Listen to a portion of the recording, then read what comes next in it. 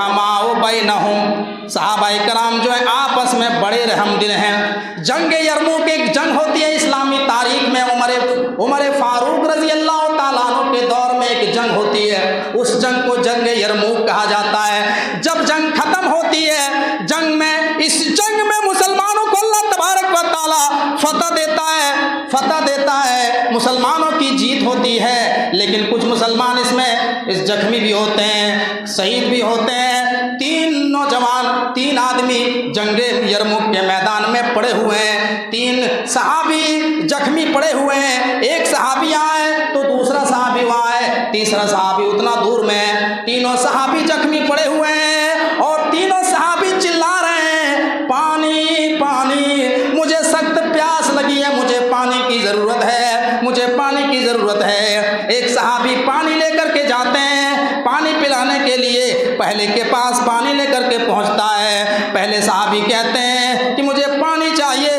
तब तक दूसरे सहाबी आवाज़ लगाते हैं कि पानी पानी, अरे मेरे भाई अगर उससे बच जाए तो मुझे भी थोड़ा पानी रख देना, मुझे भी प्यास की ज़रूरत है, मुझे भी पीना है। पहले सहाबी ने सोचा कि मुझसे ज़्यादा ज़रूरतमंद है, अरे मेरे भाई पहले उसको दो, दूसरे सहाबी को दो, वो शायद मुझसे ज़्यादा प्यासा है, पहले उसको पिलाओ। वो पलट करके दूसरे के पास आया, दूसरे के पास जैसे ही पानी पिलाने के लिए गया, तीसरा सहाबी कहने लगा पानी, अरे मेरे भाई अगर पानी बचे तो मुझे भी दे देना। जब दूसरे सहाबी ने कहा कि पानी लेकर के तीसरे के पास जाओ, मुझसे ज़्यादा वो प्यासा है, वो पलट करके तीसरे सहाबी के पास गया।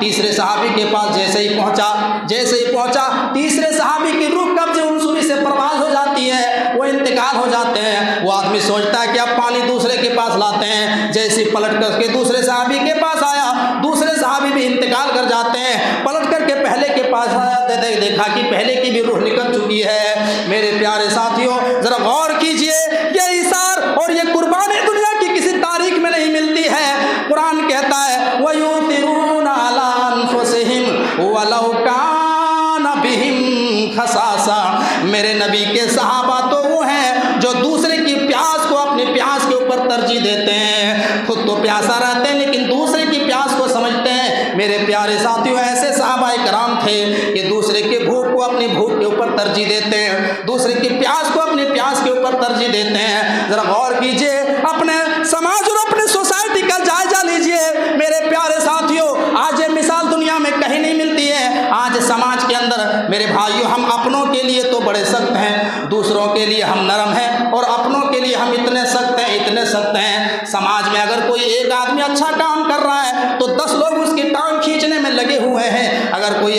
आदमी तरक्की कर रहा है तो लोग उसके पीछे हसद और जलन में इस कदर गिरफ्तार होकर के उसकी टांग खींचते हैं कि ये आदमी कितना आगे बढ़ रहा है, इसके कारोबार को कैसे चौपट किया जाए, इसको फर्जी मुकदमों में कैसे फंसाया जाए, इसकी प्रॉपर्टी को कैसे बर्बाद किया जाए, इसकी दुकान को कैसे बर्बाद किया जाए। मेरे प्यारे साथियों, जरा गौर कीजिए, हम इस वाक़े की रोशनी में अपने आप को कहाँ खड़ा करते हैं। जरा गौर कीजिए, आज के इस दौर में मुझे जितना दूसरों से खतरा नहीं है उतना अपने लोगों से खतरा है। मेरे प्यारे भाइयों, आज जरा गौर कीजिए, आज जासूसी करने में आज देख लीजिए अपने लोग मिलेंगे, अगर कोई यहाँ कोई काम हुआ तो फौरन जाकर के पुलिस स्टेशन में शिकायत करते हैं और वहाँ जाकर के शिकायत करते हैं और अपने भाई को पकड़वाते हैं। मेरे प्यारे भाइयों, जरा गौर कीजिए, होते तो अपने हैं लेकिन दलाली हुकूमत की करते हैं और अपने भाई को फंसवाते हैं कि 2 ट्रक माल जा रहा है, कोयला ले जा रहा है, उसको पकड़िए साहब, हाँ ये इतना का माल जा रहा है और कुछ हमको भी दे देना।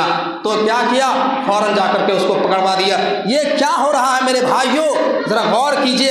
आज समाज और मुआशरा आज इसीलिए बर्बाद है, सब एक दूसरे की टांग खींच रहा है। यही वजह है कि आज मेरे भाइयों हमारे मुल्क के अंदर एक भी आदमी हमारी तर्जुमानी करने वाला पैदा नहीं हुआ। आज जरा गौर कीजिए, आज भी हमारे हुकूक का मुतालबा करने वाला हम सही से अपने कायद को अभी तक चुन नहीं पाए हैं, हम अपने लीडर को आज तक सही तरीके से चुन नहीं पाए हैं। मेरे भाइयों, जरा गौर कीजिए, मुल्क के हालात इस वक्त कितने खराब हैं। उत्तर प्रदेश के हालात को देख लीजिए, किस तरीके से संभल के मस्जिदों में तांडव बर्बाद किया गया, मस्जिदों को खोदा गया और इसी तरीके से एक एक जो है नए जो है फितने रूनमा हो रहे हैं। कभी दिल्ली की जामे मस्जिद पर लोगों ने दावा कर दिया कि इस मस्जिद के नीचे भी कुछ है, हमारी देवी देवताओं की तस्वीरें हैं, और इस पर कितने लोगों की जानें चली गई। संभल के अंदर 5 लोगों को स्पॉट गोली मार के हत्या कर दिया गया। लेकिन जरा गौर कीजिए मेरे भाइयों, हम जिनको इलेक्शन में चुनाव देते हैं, जिनको वोट करते हैं, आज वो हमारी आवाज़ क्या सदन में उठाते हैं? वो आज वो खुल करके बयानबाजी करते हैं हमारे फेवर में? नहीं करते हैं मेरे भाइयों। जरा गौर कीजिए, हम अपने कायद को, अपने लीडर को सही तरीके से आज हम चुन नहीं सकते जो हमारी आवाज़ को उठा सके। क्यों? अगर हमारी आवाज़, हमारी तर्जुमानी कोई करना चाहता है, अगर हमारी कोई नुमाइंदगी करना चाहता है पार्लियामेंट में, तो हम उसकी टांग खींचने में लग जाते हैं कि ये तो जो है ये क्या हमारी रहनुमाई करे, ये तो आगे बढ़ रहा है, ये एमपी बनेगा, ये एमएलए बनेगा, और लोग उसको जो है क्या क्या कहते हैं, बी टीम सी टीम वोट कटवा। मेरे भाइयों जरा गौर कि जिसको तुम झोली भर भर के वोट दिए हो वो तुम्हारे बारे में कितनी आवाज़ उठाता है। मेरे प्यारे साथियों जरा गौर कीजिए, हिंदुस्तान में आज हमारा कोई कायद नहीं है, कोई लीडर नहीं है। मेरे भाइयों अगर अपने दीन को बचाना है, इस्लाम को बचाना है, तो अपने अंदर से, अपने यहाँ से आप नुमाइंदा पैदा कीजिए, वकील की टीम को तैयार कीजिए, जजेस की टीम होनी चाहिए, अपना लीडर होना चाहिए। तब जाकर के मेरे भाइयों समाज के अच्छे हालात होंगे, और तब जाकर के हमारी मसाजिदें और हमारे मदरसे बचेंगे।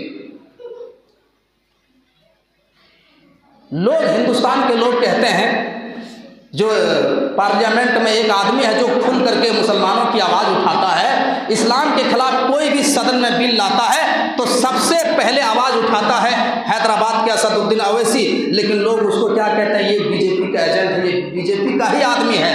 मेरे प्यारे भाइयों, बिना तहकीक के, बिना किसी जानकारी के, बिना दलील के, बिना किसी प्रूफ के आप किसी के ऊपर इरिगेशन नहीं लगा सकते, इल्ज़ाम नहीं लगा सकते हैं।